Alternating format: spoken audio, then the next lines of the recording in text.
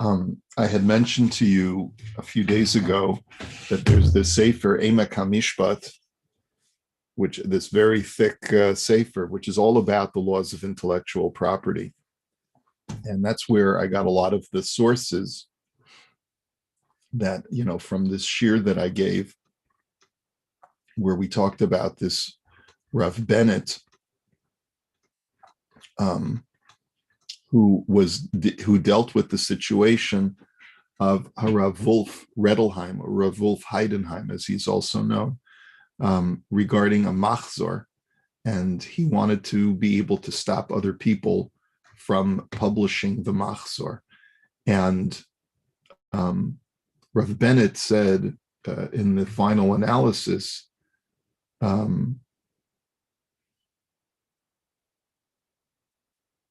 that let's see.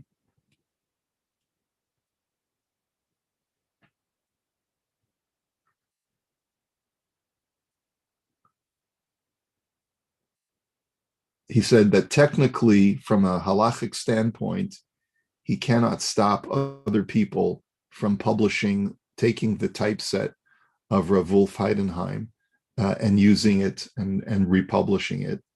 But he said that certainly it's proper from a meta halachic point of view to refrain from doing that. So he took a very liberal approach to intellectual property. And in the analysis of this whole discussion from a 20th century point of view, the author of Emek HaMishpat, from Rav Avraham Yaakov Cohen, writes as follows. He writes, "B'chol mahalech tshuvat hagram Bennett b'hityachasuto l'chiburo v'yitzirato shel Haruf Wolf Heidenheim." He says, when we look at that entire tshuva that is written in the early 19th century, ha'af shemavuar lahama'ayin, and I don't remember what that abbreviation was, that in another sefer, Shuhu Magdir Zos Kichibor Chadash, that there are others who disagree with Rav Bennett and say that a reprint of the machzor, a new typeset of the machzor, is considered to be a new product. V'chein hachsam sofer hanal kosov mifureshes shayakan dover chadash v'dog, and Chasam Sofer says the same thing.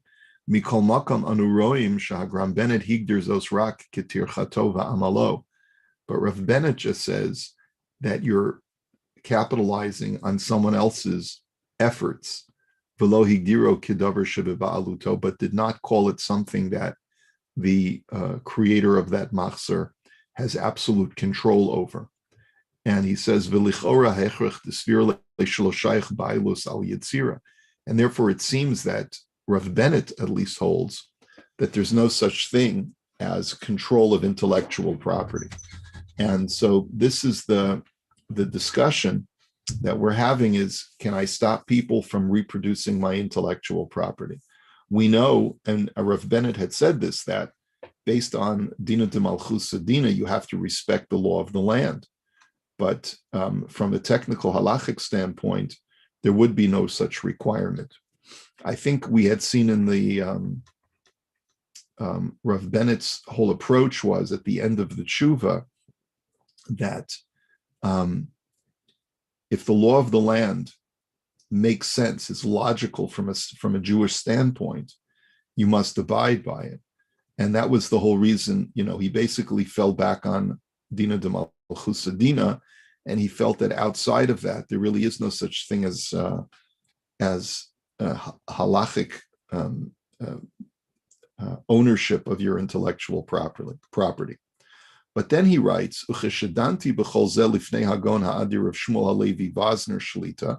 when I presented this discussion to Rav Vosner, who has since passed away, but he was one of the big poskim in Eretz Yisrael in the latter 20th century, the author of the Sefer Shevet HaLevi, Amar li sheda'ato noteh kehasovrim sheyesh bailus al yitzira chadasha.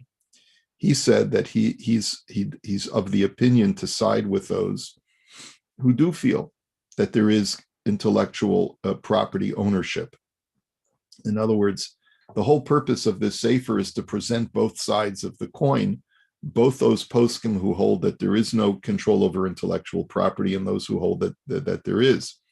But Rav Vosner felt that it seems more correct to say, like those who hold that one does have ownership of his intellectual property, the kach gam kostav lo mefureshes bahaskamaso, and he wrote that in his haskama, in his approbation to this work. And when I mentioned to him the whole story of Wolf Heidenheim and his machzor, where the discussion only revolved around Dina de Malchus Dina, that you have to abide by the law of the land, but if it were not for that, then permission would be granted to copy his machzor. B'divrei hagram Bennett v'achsam sofer sha'asku bazeh, Amar li shaladato barur kashemesh she'yef shalahagdir es haravul Heidenheim ki yotzer davar chadash. He said to me that case is different because Wolf Heidenheim took the liturgy of the machzor and did not create it anew. He simply doctored it up. Shaharei b'sacha kol asa biur al hapiyutim hakayamim. He created some kind of annotation and commentary to already existing liturgy, v'tirgaman b'lashon le'umim, and translated it into German. Ulam lo yatzer yitzira chadash legamri, but this is, so therefore it's only partially a new intellectual creation, but it's not completely. Elochul al rak mitziut chadasha she'adayin eina begeder yitzira mochit kamo yitzirat sefer chadash. And Rav Vosner felt that you could make a distinction between a book which is merely a translation and commentary versus a book which is completely new intellectual information and a product, and therefore he felt that would be a difference. And that's why Rav Bennett did not consider Heidenheim's work to be a completely new work that is that you can claim ownership over. And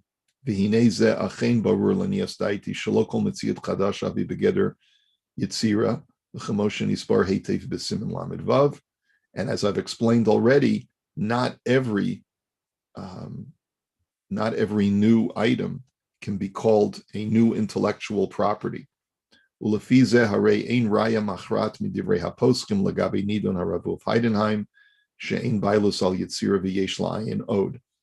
so basically he says that you cannot necessarily say that Rav Bennett would be so liberal in other situations of where a person writes a new book, because the case of the republication of a machzor with new typeset may be somewhat different from when a person writes an entirely new book. Okay, so that's the first point I wanted to write. I find it to be somewhat contrived to say that there's a difference between writing an entirely new book and retypesetting and commenting or translating an already existent work, because a lot of effort goes into translating and annotating an existent work. So, to be able to make sure that you find the right language that will work for the reader. So I'm not sure if I agree with this analysis, but nonetheless, at least because of Dina de Malchus Dina, because of the law of the land is the law, one does not have a right to take copyrighted property and just copy it and use it for personal, for personal gain. There are, of course, fair use laws in Dina de Malchusa, and fair use law dictates that if you have a book or a recording, you're allowed to make copies of it for personal use. You just can't capitalize off of it by copying someone else's work and selling it. Rav Moshe Feinstein has a tshuva about copying a recording. and he writes as follows in Igros Moshe. This is source number 6 in this shir. He says, Misha osa tape midivrei Torah va'oser laha'atiko. The question that was presented to Rav Moshe is not about a music tape. The question that was presented to him was about a person who gave a shir or made a recording of a Torah class, and he then tells people that he doesn't want it to be copied. He shares it with a friend or with a group of friends, but he says you do not have permission to make copies of it. B'davar echad she'asa tape midivrei Torah, b'kosev she'oser lasos mitape shelo od tapes. And he writes on the tape itself, I hereby prohibit anyone else from making a copy of that tape. Okay, so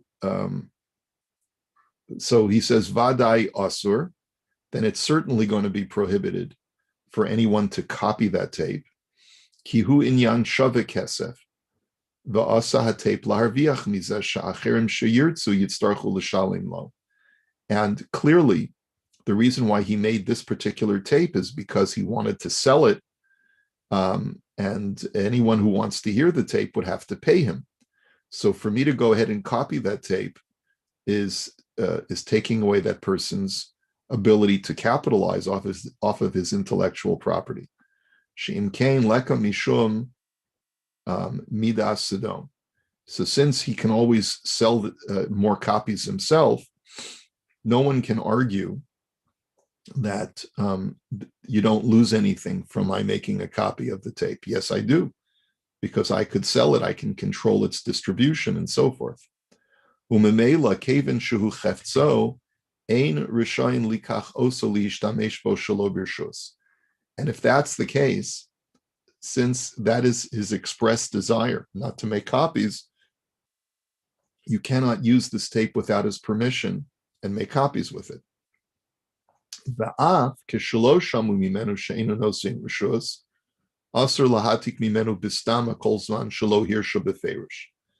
go even further, says Rav Moshe. If we haven't heard from him explicitly that he gives permission to copy this tape, you do not have permission to make copies of it and distribute it to others. Va'adarabba. But if we wanted to look at the opposite case, Baal hadivrei Torah kevin sha'omer ze berabim shekol echad yachol lahatik ala tape. But in a situation where the maker of the tape gives express permission for others to make copies, ein lo shum reshus limnoa milasos tapes. At that point, he can't stop anyone anymore. If he stated publicly that anyone can copy this, he cannot later at some time later stop it. Imlo kishamer lechol elu shabo lishmoa she'eno omer ela kishiyavtichu lo shelo yasu tapes mizeh me'izatam she'eno rotze lefarsein. Unless he said to everyone that was, in other words,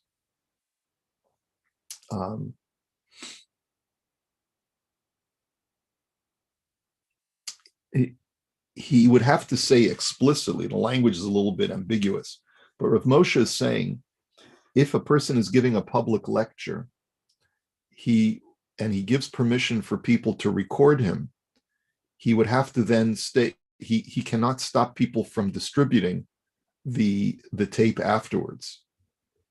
In other words, what he's talking about over here is as follows. If a person is giving a public lecture, and he states at the public lecture that I give permission for you to record this, then he cannot stop people afterwards from distributing the recording, unless at the time when he says, I give you permission, but you must promise me that you will not distribute the tape. You can listen, you can make a tape, you can record me and listen to it for personal use, but I don't want this to be distributed. He says, Da'af shelo shaykh iser gezel al zeh, Ika al kolpanim isr milavor al da'ato. He says, I can't say that it's a prohibition of stealing because he's given you permission to capture his voice and to record it. But what I can say is that you're violating his wishes. And by violating his wishes, you're over on some kind of halacha. He doesn't say what that halacha is. Af kishiyodim hashomim she'eino rotzeh gam below hisna. And he says this would be true if the listeners know that he doesn't want his words to be distributed, even when he doesn't state so explicitly. And I guess really there is such a prohibition in halacha of being megala sod, that you're not allowed to pass across a person's secret. In other words, if I tell you, I'm sharing this information with you, but I do not want you to share it with others, then halachically you're not allowed to share it with others. Unless, of course, the information is so important that it could help save or preserve someone's life. That, of course, is different, right?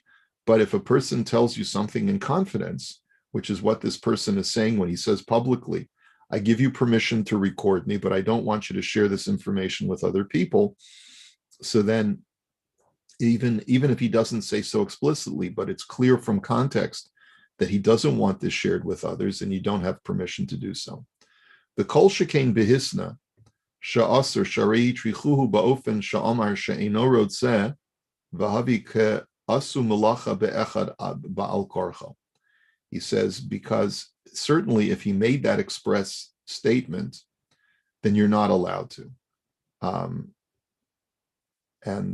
And so if you go ahead and record him and then share the tape, it's like taking someone's work and forcing them to work against their will. Va'af shehu divrei Torah shehu chayav lishmoa. He says, what are you going to, or chayav shechayav harav lahashmiya? What about the fact that it's divrei Torah? And one could argue, well, it's the rabbi's responsibility to teach Torah, and Torah should be accessible to everyone. Yesh harbi she'eino ro'i lefarsein mishum she'ein limsor osam l'kulei alma. He says there are certain types of Torah information that the rabbi may tell you are reserved for privacy. I don't want everyone to hear certain words of Torah that I'm going to say. Maybe because, there are certain divrei Torah that may not be PC, as we say today, or they may be offensive to certain individuals for any variety of reasons, and the rabbi may feel, there are certain times when there's differences of opinion within the Jewish community, and the Rebbe may feel, I need to share this with you, but I don't want this to get out because I don't want to create a big machlokas, right? He says, Mishum she'ein l'kol yama v'yesh morin kenu chada ashkechan beGemara tuva. We even find examples of this in the Gemara, where the Gemara will sometimes say, this is the halacha, but it's not something that should be shared with the public. Because sometimes even halachic issues are very delicate.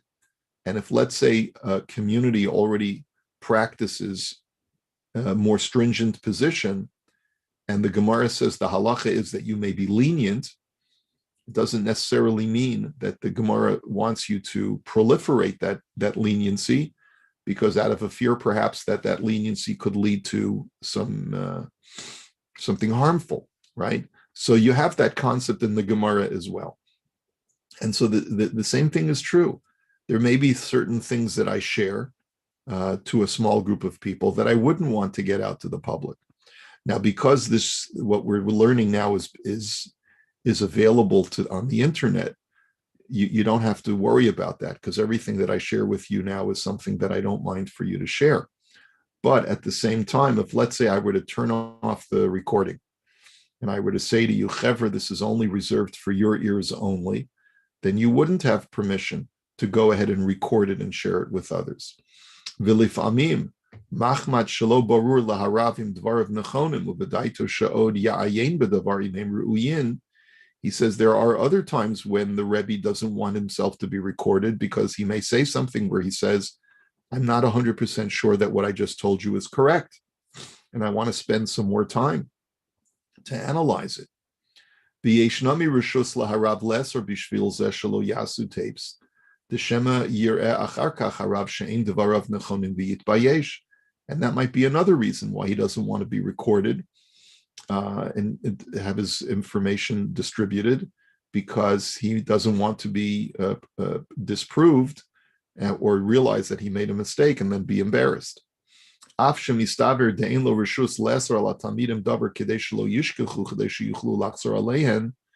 says, while it's true that the Rebbe should not have the right to prevent his students from recording him so that they can review the shir and that they can go over the material,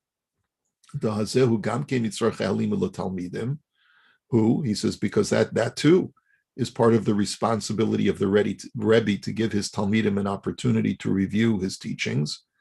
He